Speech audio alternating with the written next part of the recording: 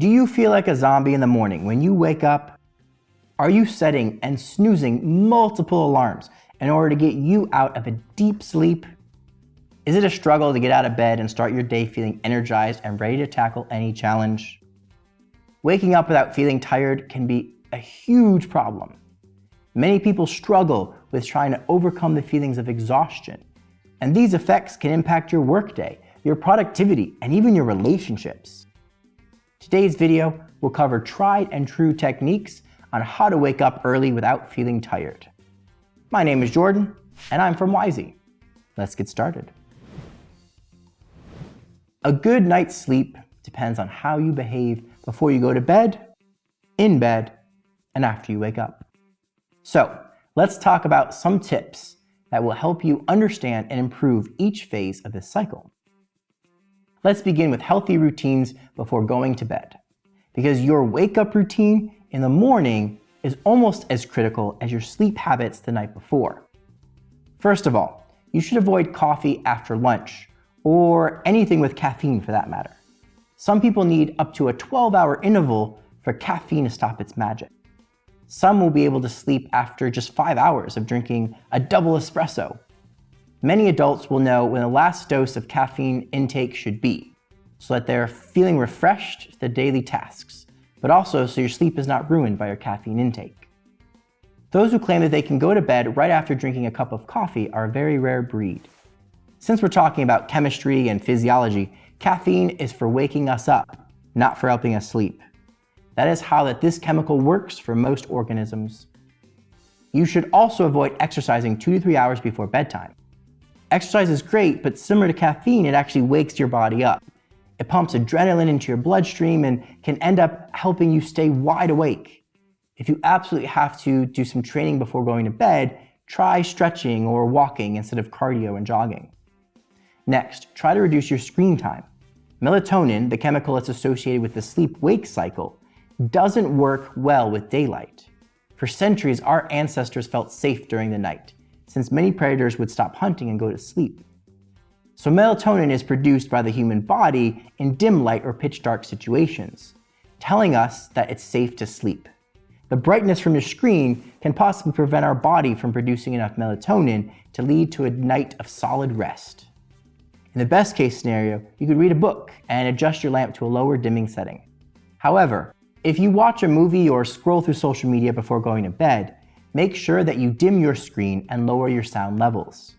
This will allow your body to naturally ease into night mode, and you'll be able to sleep easier and better. Additionally, you should try to avoid deep discussions and adrenaline-pumping activities. If you absolutely need to make a scene or have an argument with your family members, then try planning one for 3 to 4 hours before bedtime. All right, I'm kidding. Joking aside, any big discussions that leave you pumped with ideas or worries or concerns for the future will keep you wide awake longer. So try to minimize stress-inducing activities in the evenings. And the last piece of advice for this section is to nurture an anxiety-free mindset. If you have some mild symptoms of anxiety without clinical panic attacks, then practicing some mindfulness and meditation will allow you to keep those mild symptoms under control. Let's move forward and talk about life hacks and tips that will help ensure that the time in bed is well spent and translates to feeling rested the next day. Tip number 1, get yourself a good bed. Save your money on something else, because this is one investment that you won't regret spending extra money on. It's estimated that you spend about 1/3 of your life sleeping, so you should invest in a proper orthopedic mattress or bed. This is a non-negotiable condition. Just do it. You deserve it. And you'll thank us later for this tip. Tip number 2, put your phone on mute or night mode. Avoid getting notifications at night, unless you have some kind of emergency or situation where your phone absolutely needs to be on, like maybe your kids are camping in the mountains or your husband is on a business trip in a hurricane-ridden area. There's really no need to keep your phone on at night. Make sure you're not tossing and turning in your bed for hours on end because your drunk girlfriend woke you up by sending you a cute kitten gif after she got home late from the club. Tip number 3, keep your bedroom for sleep. If you work from home, separating the bedroom from your work area may cause some minor inconvenience at first, but it is beneficial for your mental health in the long run. Keep your bed for sleeping only. This way you have a strong association in your mind with sleep when you open that door and hit your bed.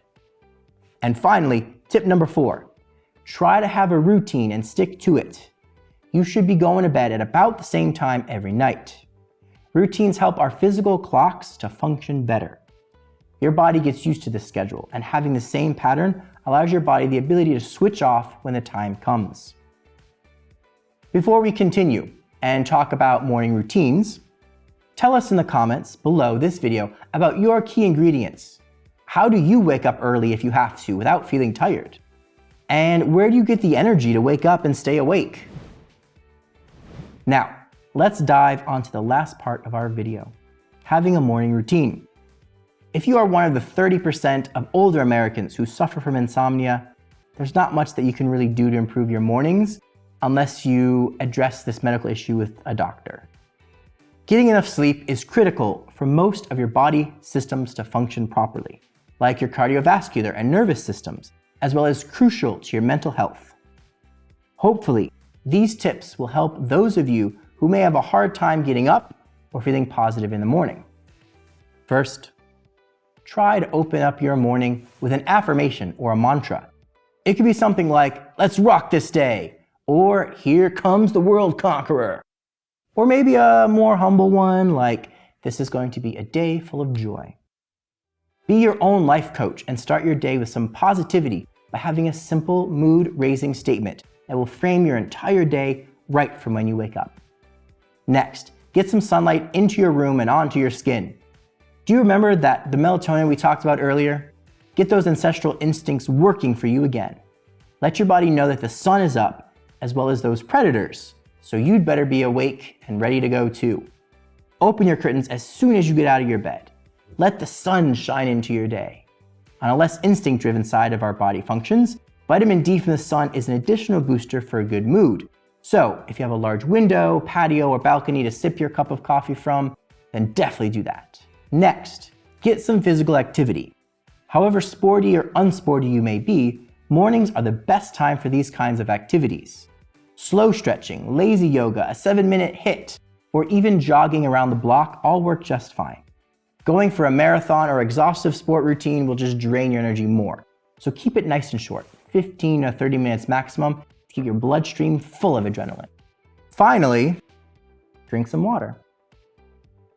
Then you can have your drink of choice after. Your smoothie, tea, or coffee can wait until you get a glass of fresh water in you. Staying hydrated is the #1 requirement for both healthy physical and mental health. Your body had no water intake for at least 8 hours while you were sleeping, so get those systems watered and functioning again first thing in the morning. There's no crime in getting a cup of coffee or your smoothie after that, of course. In fact, coffee is a drug of choice for many people. So who are we to judge? As long as you don't add tons of sugar and keep it to only 1 to 2 cups a day in the first part of your day, then there's not much harm.